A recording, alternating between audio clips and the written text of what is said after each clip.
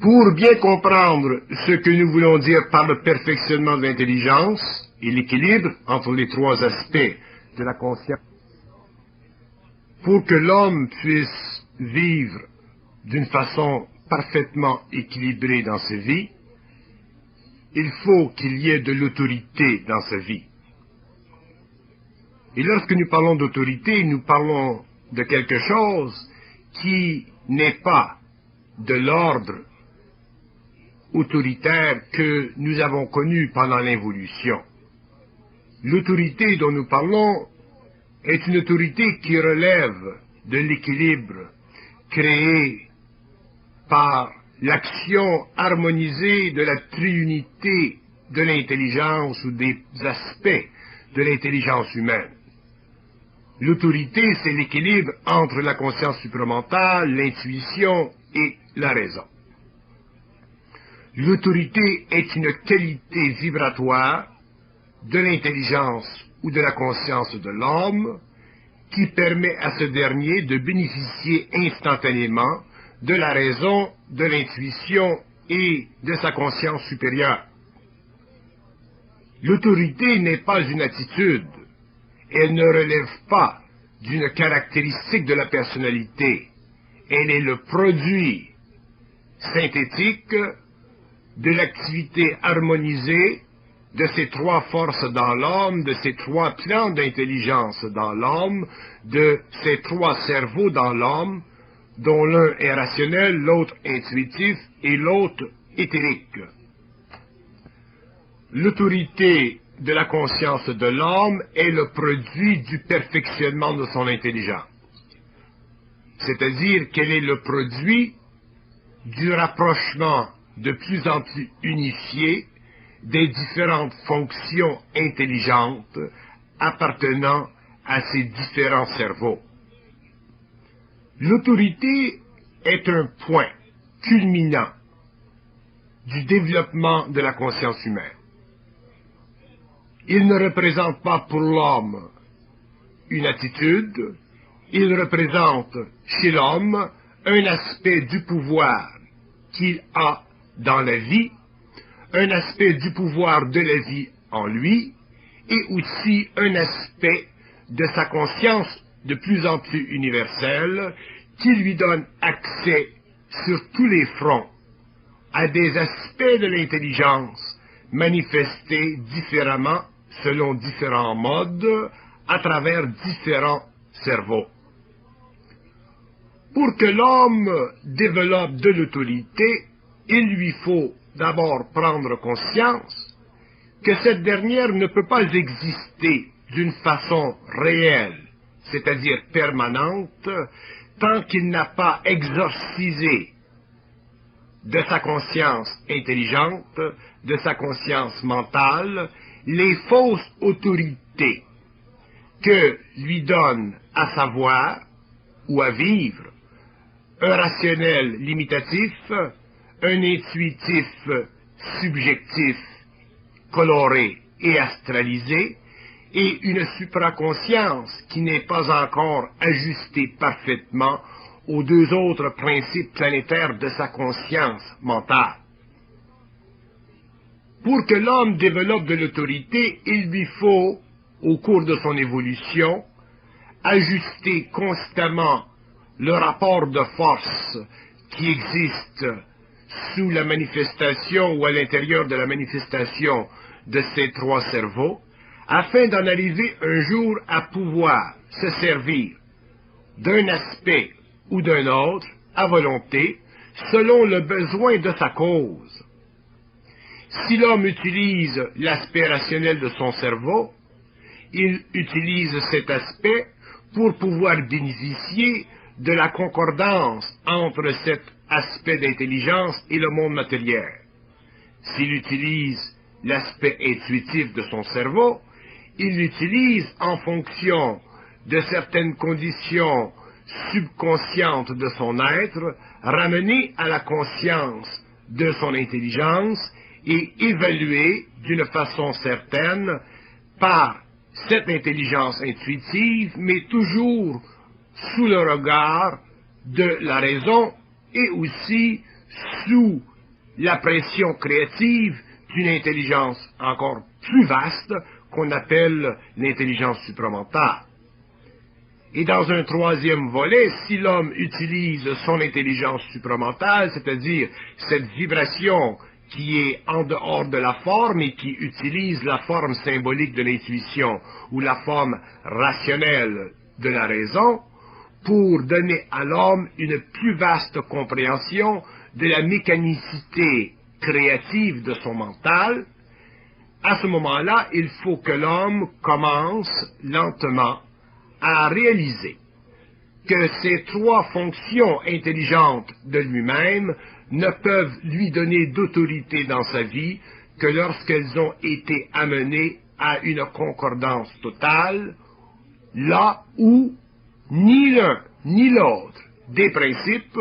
n'a sur les autres de suprématie. Il est évident que, selon l'évolution de l'homme, selon la chronologie de son évolution égoïque,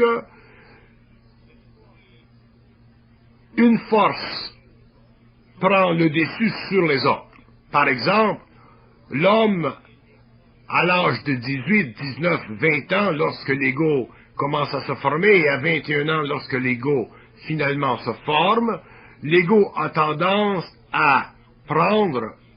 comme règle de mesure l'activité intelligente de la raison. Et la raison a tendance à se donner de l'autorité. Ensuite, avec les années, avec l'âge, avec l'expérience, souvent l'intuition a tendance à prendre le dessus. Et dans certains cas, dans le cas où l'homme va plus loin dans son évolution, vient le jour où peut-être la conscience supramentale ou l'activité créative du troisième cerveau prend le dessus sur les deux autres. Et dans un cas ou dans un autre, ce n'est pas bon, parce que aucun cerveau par lui-même ne peut donner à l'homme de l'autorité. De l'autorité ne peut être créée que par la conversion de ces trois énergies, que par la stabilisation de ces trois forces dans l'homme, afin que lui, éventuellement, puisse bénéficier d'une façon universelle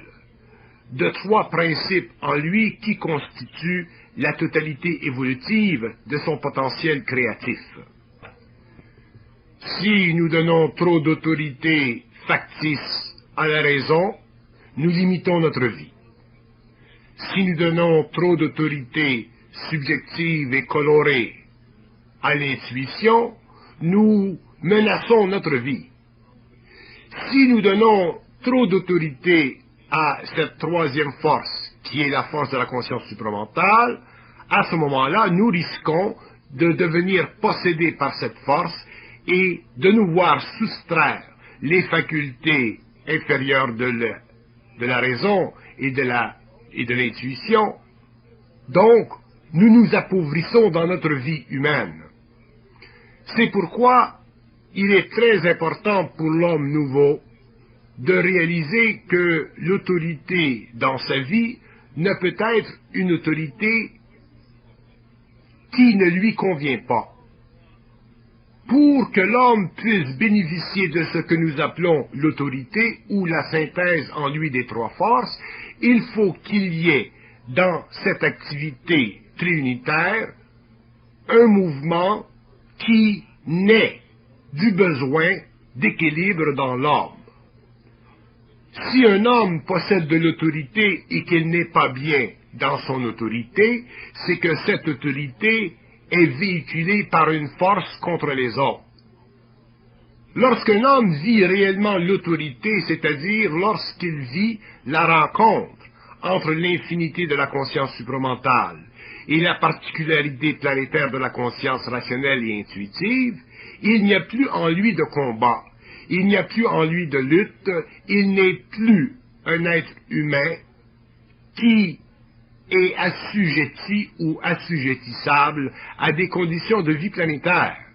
Il est bien dans sa peau, il est parfaitement équilibré, il s'instruit de lui-même et il est capable d'instruire les autres si besoin il y a de le faire. Parce que cette autorité, cette nouvelle autorité, cette autorité réelle n'est pas le produit de la surexcitation d'un centre contre les autres, elle est le produit de la distincte amélioration dans le comportement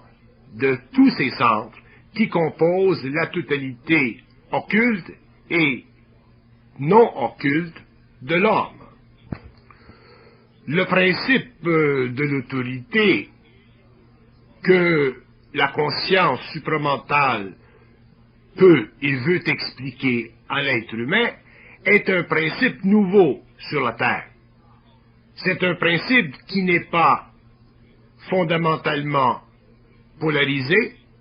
c'est un principe qui est réellement le produit d'une intégration de trois forces, dont deux font partie de la conscience inférieure de l'homme, et dont la troisième fait partie de la conscience supérieure de l'homme. Mais il n'y a rien dans l'homme, que ce soit une conscience supérieure ou une conscience inférieure, qui doit être négligé. Dans l'homme, les deux plans de sa réalité doivent être amenés à une harmonisation totale afin que l'homme puisse bénéficier d'une vibration que l'on appelle autorité. L'autorité, c'est le point de vérité dans la vie de l'homme. Remarquez bien que nous disons le point de vérité, nous ne parlons pas de la vérité. La vérité, c'est l'autorité que donne à l'homme la raison ou l'intuition. Tandis que le point de vérité est le produit de la rencontre, de la filiation, de l'unisson, de la synthèse des trois forces créatives ou mécaniques, telles la raison, dans l'être humain, qui constituent les aspects nécessaires à la conversion de l'énergie en formules intuitives, supramentales ou raisonnables, ce qui donne à l'homme une forme d'intelligence qui puisse être parfaitement capable de travailler avec la matière comme elle peut travailler avec l'invisible. Mais si dans la vie de l'homme, un principe prend avantage de l'autre et se donne l'autorité de la vérité, automatiquement l'homme est en danger. Il est en danger parce que il se retarde dans la conversion de son énergie, il se retarde dans la fusion de la totalité de son être, il se retarde dans l'intégration de ses principes et il ne peut pas parfaitement utiliser la volonté, l'intelligence et l'amour parce que ces trois aspects ne sont pas parfaitement unifiés. Donc, ce que l'homme a de besoin, ce n'est pas de la vérité, puisqu'elle fait partie de l'activité polarisée des plans inférieurs, des deux cerveaux inférieurs. Ce que l'homme a de besoin, c'est de connaître, de réaliser, de vivre, de sentir le point de vérité, c'est-à-dire cet état d'esprit qui permet à ces trois principes de se rencontrer dans une symbiose parfaite. Et lorsque l'homme vit la symbiose, autrement dit l'union parfaite entre trois différents principes ou trois différentes sortes d'intelligence, il bénéficie de l'apport que chacun peut apporter à l'autre.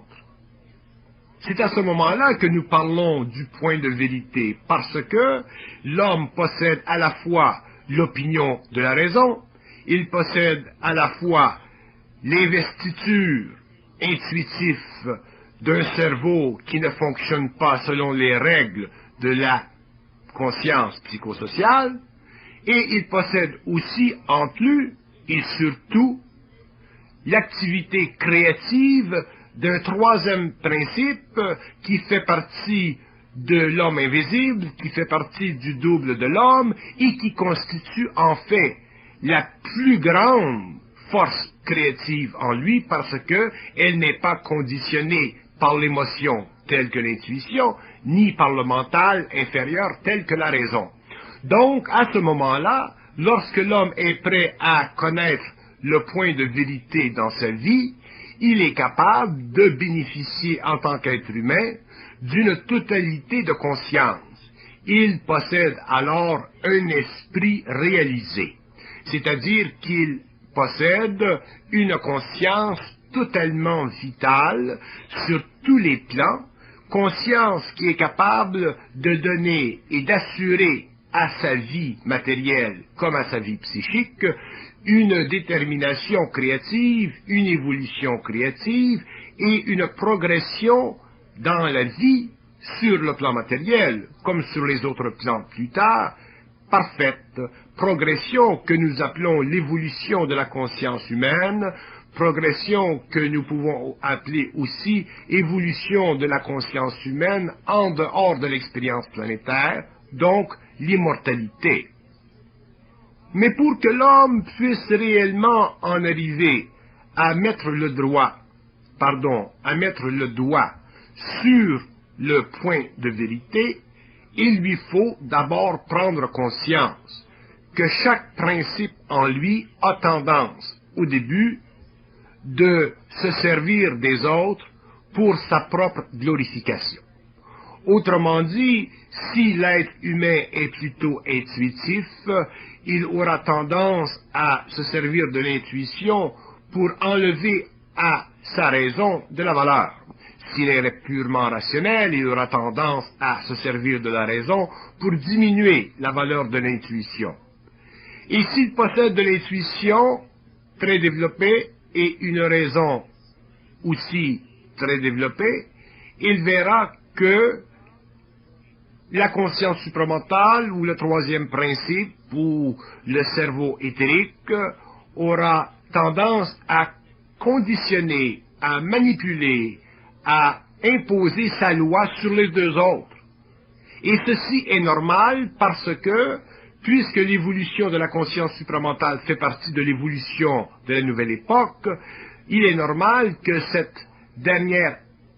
force dans l'homme, cette dernière venue, si vous voulez, soit obligée de créer d'énormes remous à travers le mental rationnel et le mental intuitif afin de prendre sa place. La troisième force supramentale dans l'homme veut prendre sa place. La force intuitive s'est établie depuis très longtemps. La force rationnelle s'est développée et a progressé jusqu'à la fin du XXe siècle. Maintenant, la troisième force veut prendre sa place parce qu'elle fait partie de l'homme, elle fait partie naturelle de l'homme, mais elle est nouvelle. Et les deux forces inférieures, voyant sa nouveauté, percevant sa nouveauté, auront tendance, au début, pour des raisons d'ordre émotif ou pour des raisons d'ordre mental telles que l'orgueil, ils auront tendance à se laisser embobiner par cette troisième venue. Et c'est là que l'homme doit faire attention. Il n'y a dans l'homme aucun principe qui puisse ou qui doive être assujetti aux autres. Et ceci est très difficile à saisir parce que nous avons tendance à véhiculer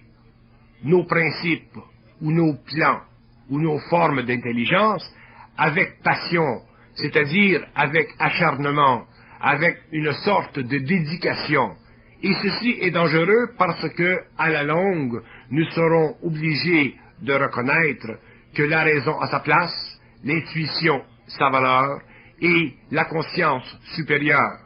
de la force créative cosmique dans l'homme aussi sa situation dans la vie de l'homme. Mais l'homme nouveau sera obligé de réaliser que le mouvement de ces trois principes, l'ajustement de ces trois principes, relève constamment de sa capacité de les intégrer. C'est toujours, et ça reviendra toujours à l'être humain, de décider lequel des principes doit être utilisé dans un certain moment de sa vie. Et ça relève aussi de l'autorité de l'homme de voir que chaque principe a sa place, que chaque principe utilise sa fonction créative ou sa fonction mécanique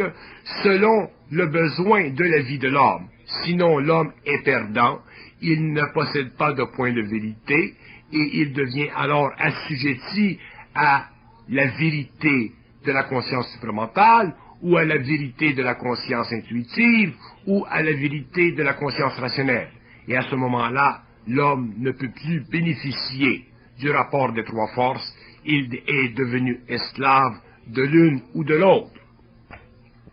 Donc, le point de vérité est un état d'esprit à l'intérieur duquel existe un équilibre. Et cet état d'esprit fait partie du mouvement vibratoire des trois cerveaux.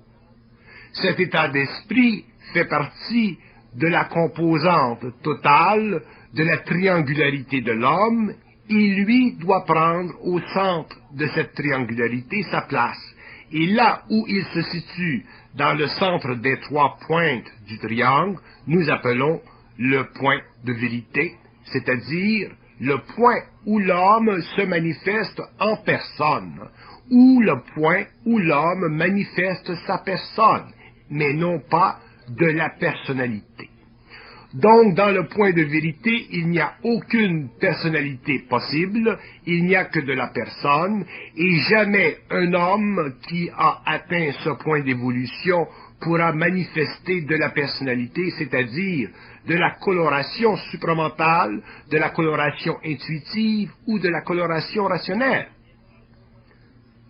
Dans ce point, dans ce centre du triangle, il n'y a qu'un équilibre parfait où l'homme, l'être humain, dans sa personne, peut facilement utiliser les trois principes afin de se donner une vie parfaitement agréable. Par le passé, les hommes ont cherché la vérité, c'est-à-dire qu'ils ont utilisé soit l'intuition ou la raison pour se donner de la personnalité. Ceci fut l'expérience ancienne de l'humanité. Cette expérience a créé chez l'homme, dans l'humanité, énormément de souffrances. Elle a divisé les hommes et elle a empêché l'homme de vivre une vie en paix.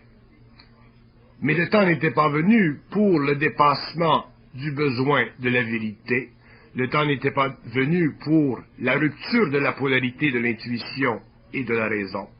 Ce temps vient à la fin du XXe siècle, alors que l'homme, en tant qu'individu,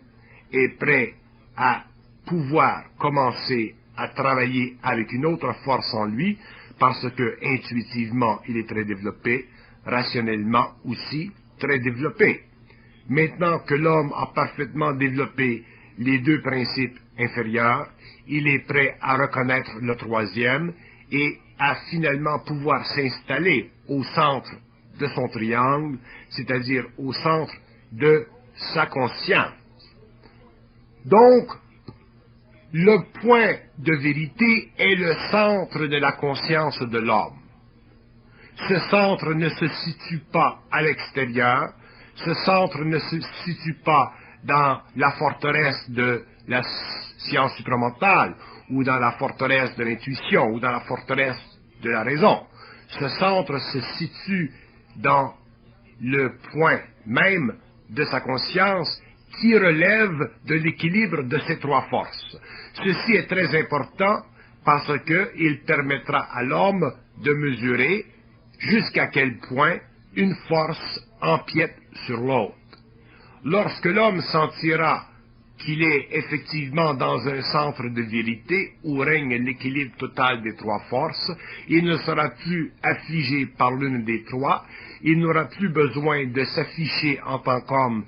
sur le plan de la personnalité, et il pourra manifester dans le monde sa personne, afin que sa personne devienne pour lui le reflet unique et total de sa perception supramentale, de sa perception intuitive et de sa conversion de ces deux forces en raison, en structure et en forme, servant à bien évaluer la vie matérielle, afin qu'il puisse se donner sur la terre une vie matérielle qui convient à des besoins de haute sensibilité, tels que ceux qui lui sont rendus par la pénétration de l'intuition et par la pénétration aussi de la conscience supramentale.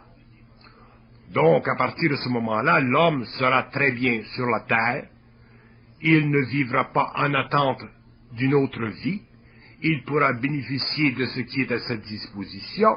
il pourra aussi se régénérer constamment à la source extrêmement vaste de la conscience supramentale, à la source très très limpide de l'intuition et en fonction d'un ordre que seule une raison intelligente peut donner à un être qui a besoin de beaucoup d'ordre afin de vivre sur une planète qui aujourd'hui représente beaucoup de désordre. Donc le point de vérité étant un état d'esprit, il ne peut pas être vécu chez l'être humain comme une prise de conscience. Il ne peut être vécu chez l'être humain en tant qu'état d'esprit. Lorsqu'il y a prise de conscience, il y a manifestation d'une des forces intelligentes de l'homme. Il y a manifestation d'un des cerveaux de l'homme. Mais lorsqu'il y a état d'esprit, lorsqu'il y a équilibre entre ces forces, l'homme ne sent plus le besoin de vivre ou de connaître un état de conscience, il est simplement bien dans un état d'esprit. Et l'état d'esprit de l'homme peut évoluer d'une façon extraordinaire, parce que le mental rationnel, le mental intuitif, le mental supraconscient sont trois aspects de lui qui, naturellement, continuent à évoluer. Il n'y a pas de limite dans le rapport d'activité entre ces trois forces en lui qui se nourrissent mutuellement. Et l'homme possédant maintenant une conscience supramentale qui est infinie, peut graduellement donner à sa raison une plus vaste compréhension des lois de la matière. Il peut donner à son intuitif une plus profonde compréhension des lois du mensonge, et il peut bénéficier, lui, en tant qu'être supramental, d'une conscience ou d'un état de conscience qui remplit parfaitement sa vie, autant sur un plan que sur un autre. Mais pour ça, il faut que l'homme rééquilibre ses forces. Il faut qu'il découvre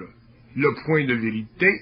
donc il faut qu'il se crée éventuellement en lui une personne, c'est-à-dire la manifestation d'une être-té ou d'un être-té qui convient parfaitement à la manifestation de ces trois forces en lui qui constituent l'un ou l'autre de ses cerveaux. L'homme n'est pas habitué à la conscience d'un cerveau éthérique parce que cette conscience est très abstraite, elle est très subtile, elle fait partie d'une nouvelle étape dans l'évolution de l'homme, mais elle est tout de même une conscience réelle, et ce troisième cerveau fait partie de l'actualisation de l'homme moderne sur la Terre. Actualisation qui convient à la nouvelle évolution et qui prépare l'homme à de grandes choses, à une grande vie et à une grande expérience de vie. Mais comme le troisième cerveau n'est pas comme les deux autres, comme il n'est pas matériel, il faut que l'homme apprenne à le découvrir, qu'il apprenne à le réaliser, qu'il se rende compte de son activité. Et l'homme se rendra compte de son activité au fur et à mesure qu'il verra que l'activité de la raison et de l'intuition deviennent de plus en plus subordonnées à une autre ou à une troisième activité en lui. Et c'est là que l'homme verra qu'effectivement il y a en lui un troisième cerveau, qu'il y a en lui un autre centre d'énergie extrêmement puissant qui risque d'enlever aux deux autres, qui sont nécessaires et qui ont toujours été nécessaires, leur valeur fonctionnelle, leur valeur créative et leur valeur dite planétaire. Comme toute chose a besoin d'être appuyée sur quelque chose, ou que tout être doit être appuyé sur quelque chose afin de sentir la solidité, le point de vérité est pour l'homme ce point d'appui. Le point de vérité représente pour l'être humain un point d'appui absolu, qui n'est pas le produit d'une attitude, donc qui n'a rien à voir avec la vérité. Si l'homme s'appuie sur la vérité, il s'appuie sur la suractivité d'une des trois forces qui constituent son intelligence. Donc il y a de la vérité rationnelle, il y a de la vérité intuitive, il y a de la vérité supramentale. Mais si l'homme ne s'appuie pas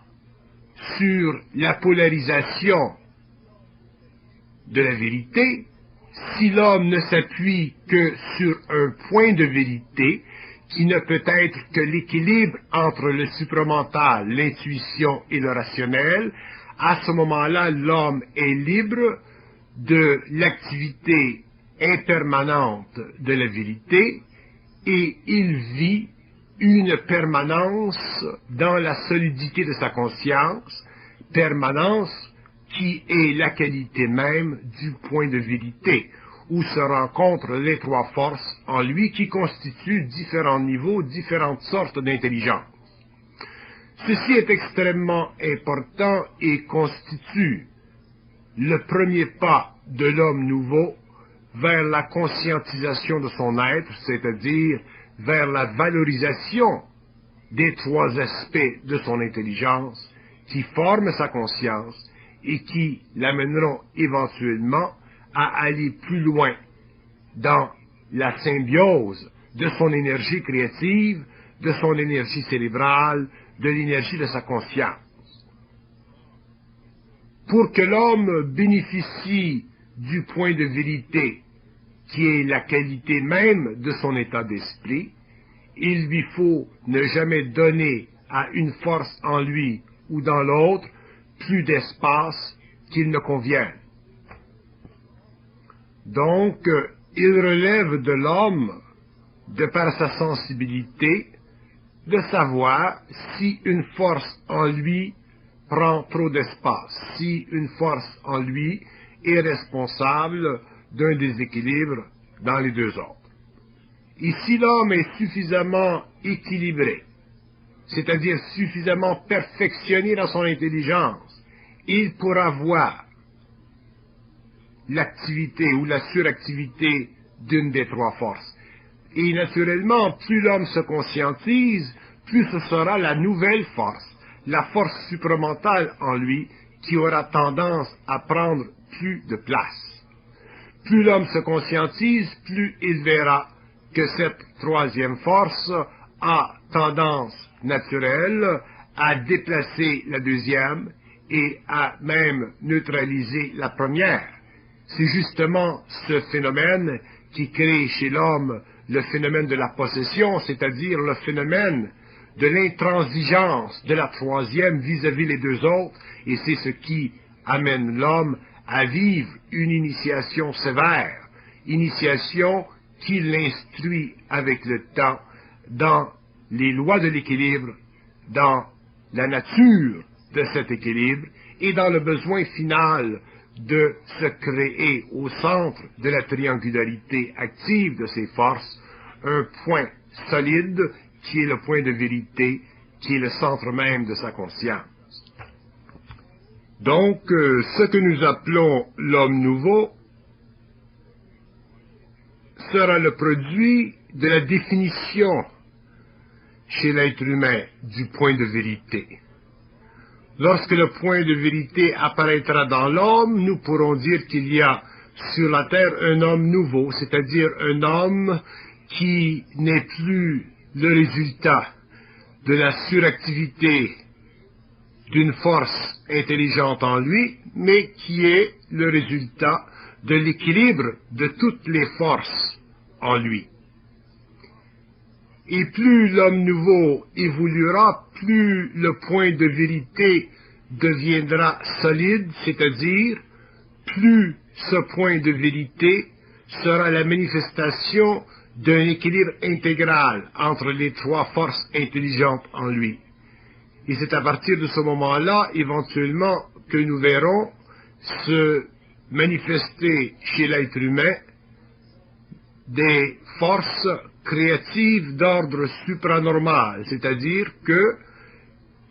ayant atteint un niveau de parfait équilibre dans le supramental, l'intuitif et le rationnel, l'homme pourra commencer à bénéficier d'une vibration résonante qui amplifiera tout son être, qui donnera à son être des facultés qui aujourd'hui lui sont occultes, lui sont voilées et qui ne peuvent être manifestes. Pour que le point de vérité s'établisse chez l'être humain, il lui faut prendre conscience de la vulnérabilité à l'activité solitaire des trois forces intelligentes en lui. Et c'est à partir de ce moment-là que l'homme sera réellement nouveau, que l'homme vivra sur la terre d'une façon dite consciente, autrement dit, d'une façon parfaitement équilibrée. L'homme nouveau ne veut pas dire l'homme sensible, l'homme supramental, l'homme qui possède déjà accès à quelque chose de neuf. L'homme nouveau veut dire l'homme qui possède un point de vérité, qui n'est plus assujetti au débalancement ou à l'imposition d'une force intelligente en lui contre les autres. L'homme nouveau est un être qui vit d'un état d'esprit totalement équilibré. Donc cet homme nouveau, naturellement, est un être en évolution. C'est un être qui ne s'arrête plus d'évoluer. C'est un être qui ne s'arrête plus de bénéficier de sa conscience universelle, autrement dit de sa conscience parfaitement équilibrée.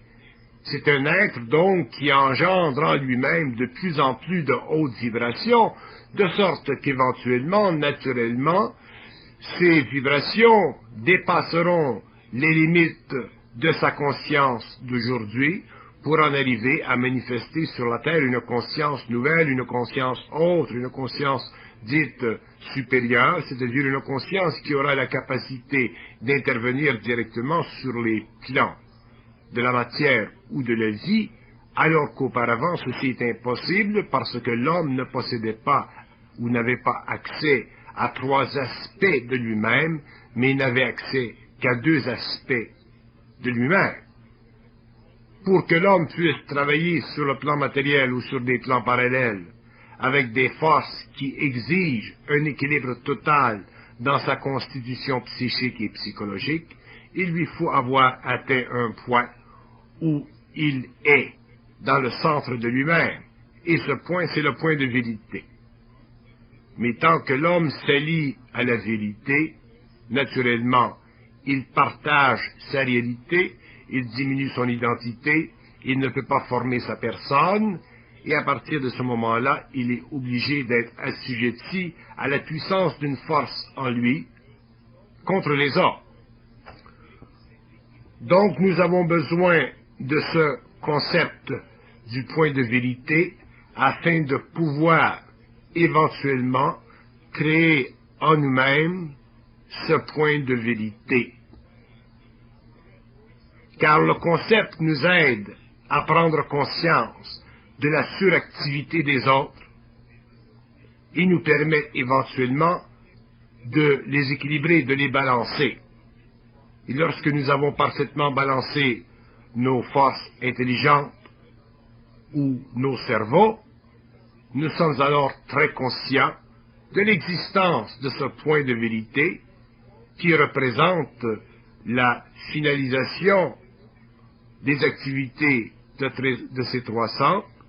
finalisation dans un cadre parfaitement harmonisé et qui crée automatiquement un nouvel équilibre chez l'homme. Et c'est ce nouvel équilibre chez l'homme qui est la conscience de l'homme nouveau.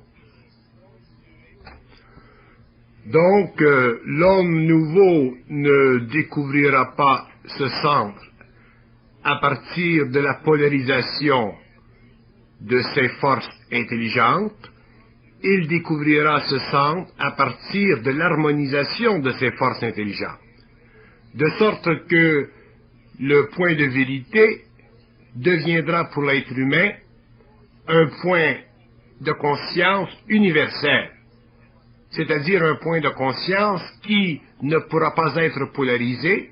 qui sera parfaitement ajusté à la conscience de l'homme selon son niveau d'évolution, mais par contre parfaitement ajusté à la conscience des autres hommes aussi, parce que l'équilibre qui l'aura créé sera un équilibre énergétique au lieu d'être un équilibre qui est le produit d'une torsion entre la raison ou l'intuition